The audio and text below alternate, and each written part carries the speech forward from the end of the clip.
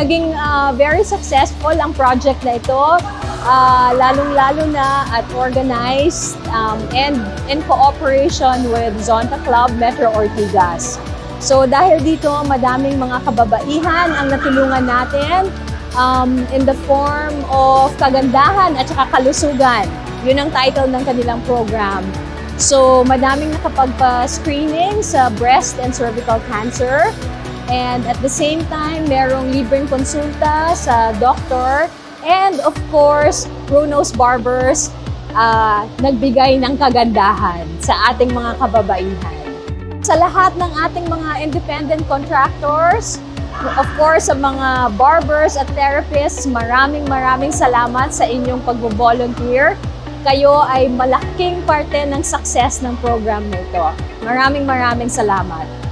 Sa lahat ng ibang barbers and therapists natin, iniimbitahan ko rin kayo maybe for future projects, makasali din.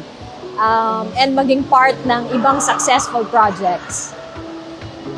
Ako po si Cecilia Medina, taga rito sa Karangalan Village.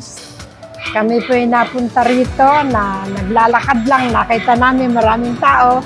Dumaan kami, yung pala ay may medical session. Hanggang sa nakita namin may nagugupit, nakigupit na rin kami kasi sayang din, mahirap lang po kami. Marami pong salamat. I'm Kagawad Aida Juan from here, Barangay de la Paz, Pasig City. Actually, ito yung programa ng Zonta, ng Metro Pasig. Kaya natutuwa naman kami na isa kayo sa nag-participate para dito. At saka actually, tamang-tama ito kasi ito ay buwan ng March, no? Buwan ng mga kababaihan. So kanina, experience ko, lalo na ako, gumanda na ako. But anyway, yung mga kasama namin dito, mga kabarangay namin, nakita namin na tuwan-tuwa sila. So, kanina pa, nagbabatian kami, bumata daw sila. Kaya natutuwa kami, thank you very much. Ako, si Erlyn Daang, 75 years old. Napunta ako dito through online na ng aming barangay. Ngayon, magpapatingin lang ako sana ng aking karamdaman. Ngunit, nakita ko ng isang kaibigan ko at iyaya ko dito para magpaganda sa Bruno's Barbershop. Ano sa inyo ngayon? Di ba maganda ko? Ako po si Maria Luisa Perez ng Banawe Branch.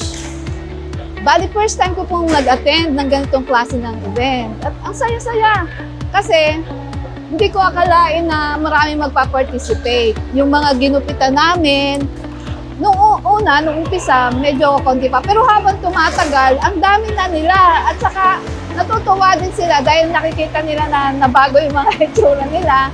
Kami naman, ang saya din namin dahil bukod sa na-practice na kami, nakapagpasaya pa kami ng mga ibang taga rito sa Pasig. Ako nga pala si Michael Baturiano sa Tomas Morato Branch. Ang nagustuhan ko sa event na to, marami kang makakasalamuhang tao. Masaya po sila sa nakita ko po kasi ano sila ng maaaring first time nilang encounter ng mga barberong galing din sa mga gantong barbershop na high-end. So, proud ako kasi nadadala ko yung company natin sa ganitong event. Ako si Mark Rogen Torres Agonde ng Bruno's Trinoma.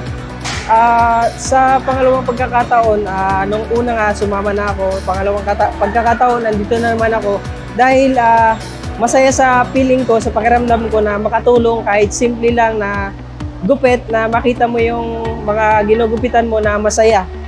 Yun, hirap i-explain pero masaya ako na tumutulong ng libreng gupit. Para sa mga kasama naming mga Bruno's Barbers ng ibang barbershop, ibang branch, join na kayo, masaya at sobrang sayang, sobrang ibang experience talaga.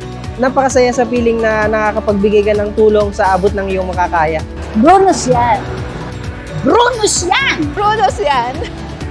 Bruno's yan! Bruno's yan! Bruno's yan! Bruno!